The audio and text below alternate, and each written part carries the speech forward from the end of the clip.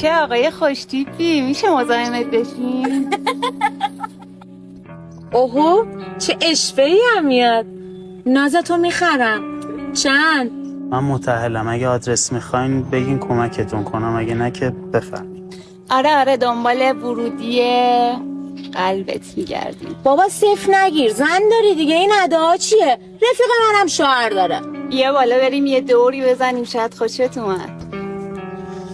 شاید واسه شما عادی شده باشه، ولی من یاد گرفتم وقتی حلقه تعهد اومد تو انگشتم چشمم رو همه ببندم، وگرنه همیشه خوشگل‌تر یا پولدارترش هست. پیمان جان، قربونت برم، گفتم که حاضر شدی بگو بیام کمکت. الان میام. اینه زنت؟ فلجه.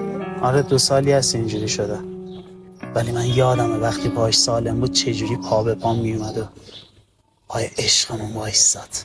عشق و وفاداری یعنی همین دیگه، یعنی نذاری پیرنی که زنت برات اتو کرده رو یه زن دیگه چروکش کنه. ببخشید منتظر موندی عشقم.